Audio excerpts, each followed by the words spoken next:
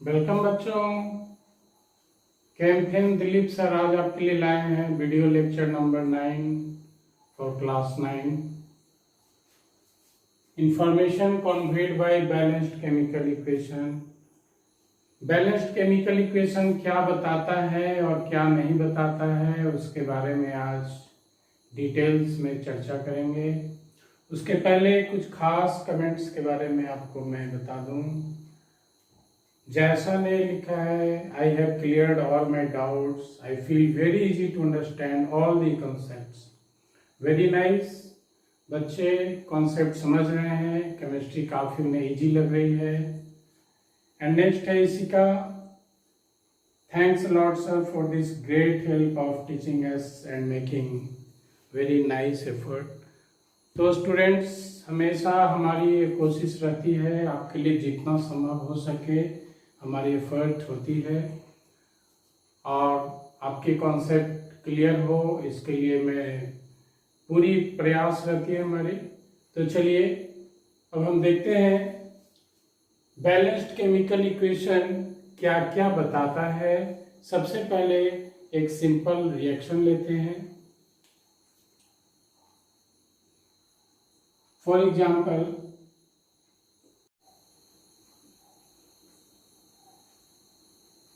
में लेते हैं सोडियम हाइड्रोक्साइड प्लस H2SO4। इनका रिएक्शन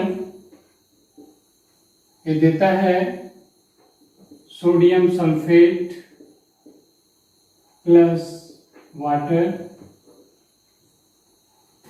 बैलेंस कर लेते हैं। सोडियम में दो एटम है, यहाँ पे 2 से मल्टीप्लाई कर देते हैं। हाइड्रोजन 4 हो गया, 2H2, 6 oxygen. Okay, it is balanced now. तो ये हो गया बैलेंस्ड केमिकल इक्वेशन। और ये इक्वेशन क्या क्या बताता है, क्या इंफॉर्मेशन देता है। सबसे पहला इंफॉर्मेशन देता है एक्चुअल रिजल्ट, बताता है क्या हमारा रिजल्ट आया है, केमिकल चेंजेस के दौरान क्या रिजल्ट आता है। वो बता रहा है कि सोडियम हाइड्रोक्साइड सल्फ्यूरिक एसिड से रिएक्ट करके सोडियम सल्फेट एंड वाटर का निर्माण करता है। So it shows actual result of chemical change.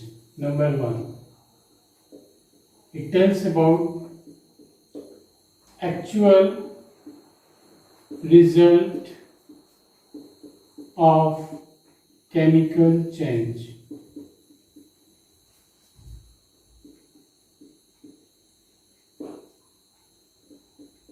Now,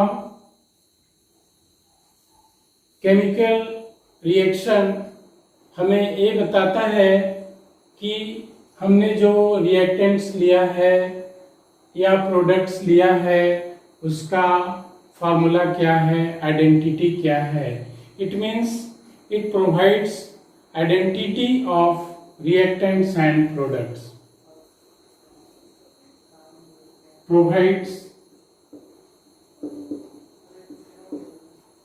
identity means symbols or formulae, symbols or formulae of reactants and products. Reactant और product के symbol के बारे में बताता है, क्या उनका फॉर्मूला है। साथ में बताता है रिएक्टेंट के कितने नंबर ऑफ मॉलिक्यूल्स या नंबर ऑफ मोल्स इन्वॉल्व हैं, या प्रोडक्ट्स कितने नंबर ऑफ मोल्स और मॉलिक्यूल्स फॉर्म हुए। सो नंबर ऑफ मोल्स और molecules of substances involved tells about number of molecules or moles of substances, मतलब reactants और products दोनों आ जाएगा उसमें. number of molecules or moles of substances involved in the reaction. जैसे यहाँ पे आप देखिए 2 molecules of sodium hydroxide reacts with 1 molecule of sulfuric acid. यहाँ पे coefficient 1 है, मतलब 1 molecule है, to form 1 molecule of sodium sulfate and 2 molecule of water. So here we can write 2 molecules of sodium hydroxide plus 1 molecule of H2SO4. It reacts to form 1 molecule of Na2SO4 plus 2 molecules of H2O water is formed here. Now you can also say about the chemical composition of respective molecules. ये जो molecules हमने निकाला 2 molecules of sodium hydroxide, इनके chemical composition को भी हम बता सकते हैं. Tells about the chemical composition of substances involved.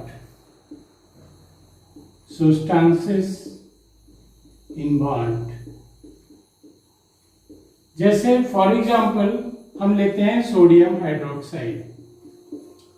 Sodium hydroxide का क्या केमिकल कंपोजिशन है, चूंकि फॉर्मूला हमें पता है NaOH है, तो इसमें कंपोजिशन हो गया 1 atom of sodium, 1 atom of oxygen and 1 atom of hydrogen. तो इस तरह से जो मॉलिक्यूल हमने यहाँ पे डिटरमाइन किया, उस मॉलिक्यूल में क्या कंपोजिशन है, केमिकल कंपोजिशन ऑफ सब्सटेंसेस या मॉलिक्यूल्स कर देंगे, मॉलिक्यूल्स इन्वॉल्व्ड. तो ये हम बता सकते हैं कि मॉलिक्यूल्स में कितने नंबर ऑफ एटम्स इन्वॉल्व हैं. Now we can determine here the molecular masses of substance involve in the reaction. Molecular masses अगर फॉर्मूला पता है तो we can evaluate the molecular masses of substances, that is reactants or products, and after determining them we can also say that whether the reaction comply law of conservation of mass or not. Actually balanced chemical equation complies law of conservation of mass. Now the next point is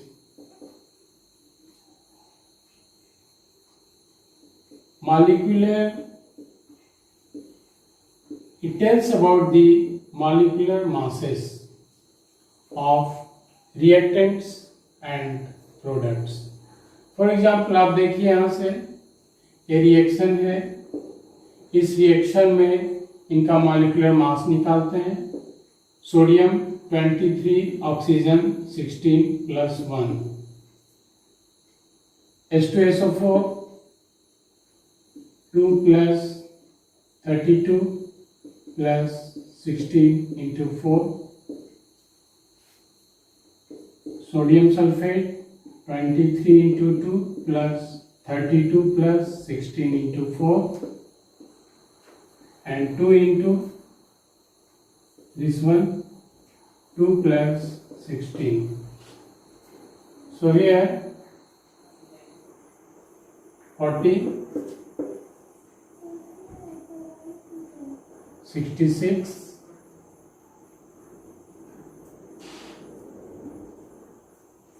98 46 32 64 ये हो गया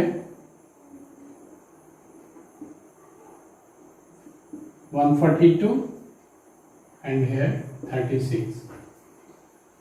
तो now आप इसे add कर देते हैं दोनों साइड। तो this is the molecular mass.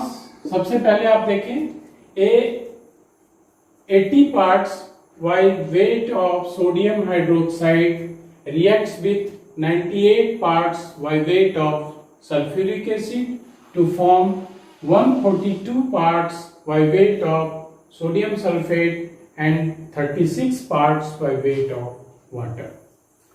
Now the next point, balanced chemical equation says that it obeys the law of conservation of mass.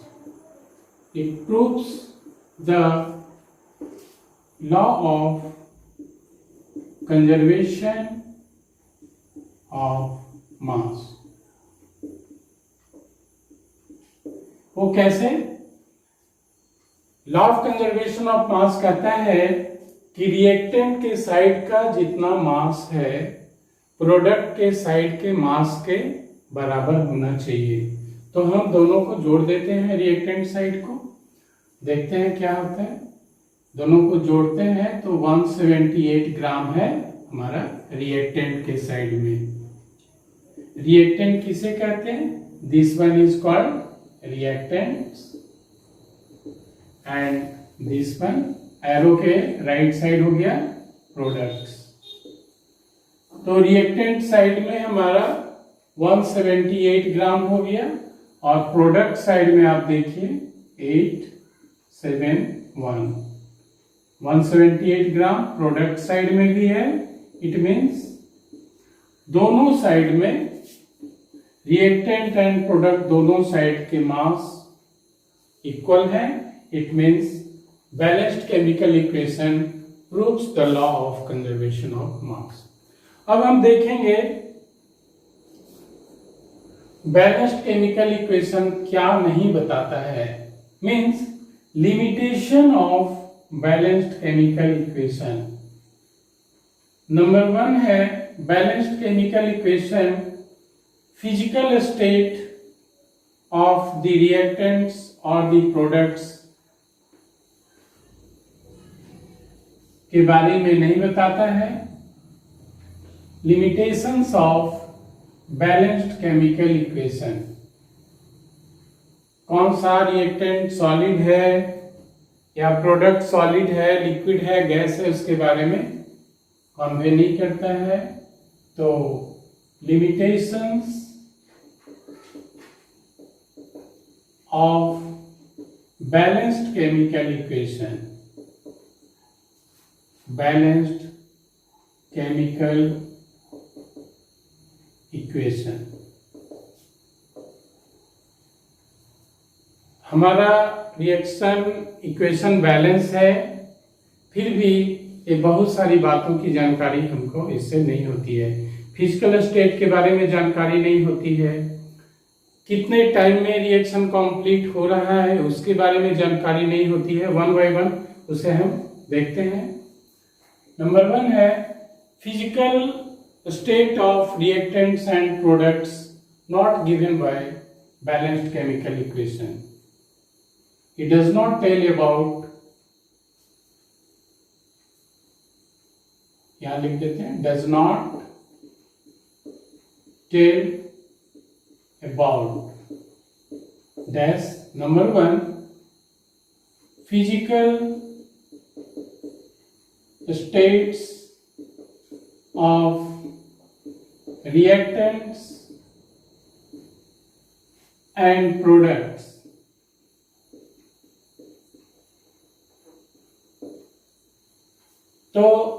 Reactant किस स्टेट में है, सॉलिड है, लिक्विड है या गैस है या एक्वस स्टेट में है, उसके बारे में ये नहीं बताता है।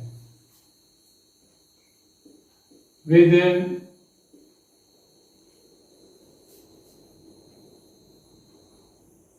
they are solids, liquids, gases or in aqueous state. In aqueous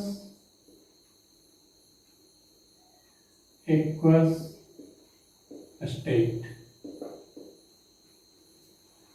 aqueous का मतलब है जलीय घोल, जल में हो उसका घुलनशील होता है, that is called aqueous state. Now it also does not tell about the time taken for completion of the reaction. It does not tell about the time taken for completion of reaction. मतलब reaction कितने time में complete हो गया उसके बारे में जानकारी नहीं मिल पाता है. साथ में कोई भी रिएक्शन अगर होता है तो उसमें एनर्जी चेंज होता है, या तो हीट इवॉल्व होता है, निकलता है, या हीट एब्जॉर्ब होता है. So balanced chemical equation does not tell about the energy changes during the chemical reaction. Energy changes during the chemical reaction, whether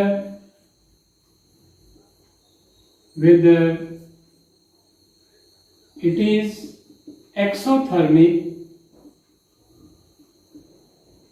or endothermic. Reaction exothermic है या एंडोथर्मिक है उसके बारे में पता नहीं चलता है. एक्सोथर्मिक का मतलब हीट रिलीज, हीट निकलना. एक एंडोथर्मिक का मतलब हीट एब्जॉर्ब, हीट लगना, हीट कंज्यूम होना, हीट सप्लाइड. तो रिएक्शन में हीट या तो दिया जा रहा है या हीट निकल रहा है, वो बैलेंस केमिकल इक्वेशन नहीं बता पाता है. साथ में ये भी नहीं बताता है कि हमने जो रिएक्टेंट लिया है उसका कॉन्सेंट्रेशन क्या है. Concentration of, it does not tell about the concentration of reactants. Reactant का क्या कॉन्सेंट्रेशन है वो पता नहीं चल पाता है. जैसे इसे हम एक एग्जाम्पल से समझ सकते हैं. अगर आप जिंक को डाइल्यूट H2SO4 से रिएक्शन कराते हैं तो ZnSO4 प्लस H2 मिलता है. यहाँ पे dilute it is the concentration show करता है. इनका H2SO4 का कॉन्सेंट्रेशन यहाँ पे कम है, वेरी लेस है, इसलिए डाइल्यूट है. डाइल्यूट का मतलब इसमें एसिड में पानी की मात्रा ज्यादा है. तो ये बना ZnSO4 प्लस हाइड्रोजन गैस. अगर यहीं पे हम डाइल्यूट की जगह कॉन्क लेते हैं, कॉन्सेंट्रेटेड H2SO4, तो ये बनता है ZnSO4 plus SO2 plus water. तो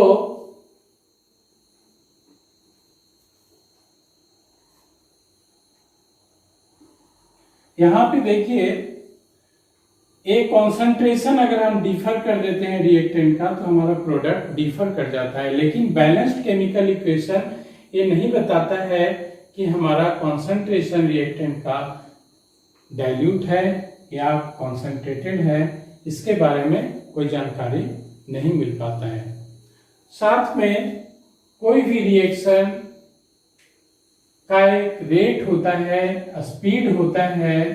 balanced chemical equation rate of reaction के बारे में भी जानकारी नहीं देता है। So now we will say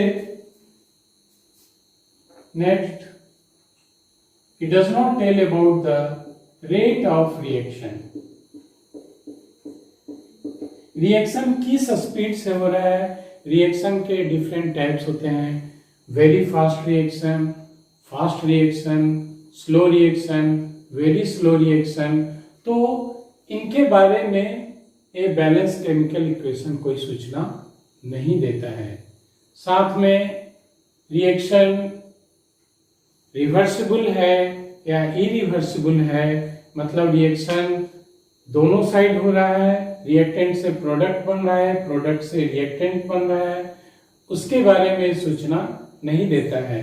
तो now we will see the next, balanced chemical equation does not tell about whether the reaction is reversible। Reversible का साइन होता है इस तरह, half arrow forward and half arrow backward, reversible और irreversible. Irreversible का मतलब है सिंगल एरो रहेगा। तो यह नहीं बताता है कि रिएक्शन रिवर्सिबल होगा या इरिवर्सिबल होगा। रिवर्सिबल का मतलब होता है दोनों साइड रिएक्शन होना। फॉर एग्जाम्पल, अगर आप नाइट्रोजन हाइड्रोजन रिएक्शन कराते हैं तो ये रिएक्शन जो है रिवर्सिबल रिएक्शन होता है, अमोनिया बनता है यहाँ पे।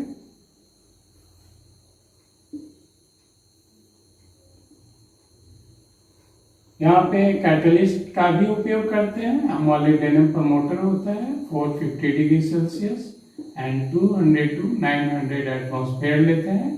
ये सारे डिटेल्स दिए रहते हैं, तभी समझ पाते हैं कि रिएक्शन में क्या क्या कंडीशन है।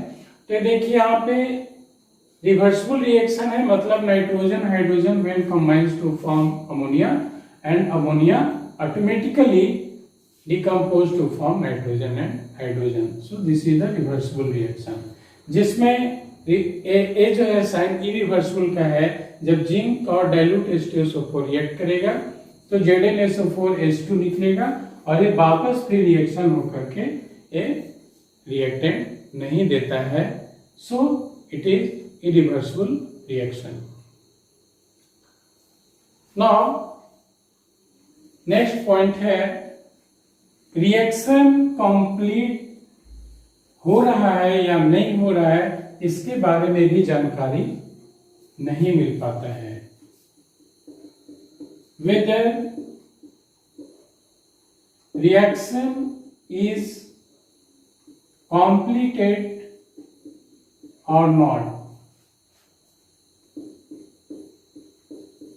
रिएक्शन कंप्लीट हो रहा है या नहीं हो रहा है, रिएक्शन अभी जारी है या समाप्त हो गया है, उसके बारे में बैलेंस्ड केमिकल इक्वेशन किसी प्रकार की सूचना नहीं देता है। तो इस तरह से बैलेंस्ड केमिकल इक्वेशन क्या बताता है, क्या नहीं बता पाता है, उसके बारे में हमने डिटेल्स में आज चर्चा किया। अगले वीडियो क्लास में हम देखेंगे कि किस तरह से केमिकल इक्वेशन को हम ज्यादा से ज्यादा इंफॉर्मेटिव बना सकते हैं। So some additional information we can put there to make balanced chemical equation more informative, और उसे हम अगले वीडियो क्लास में देखेंगे। So students, bye, thanks. Okay.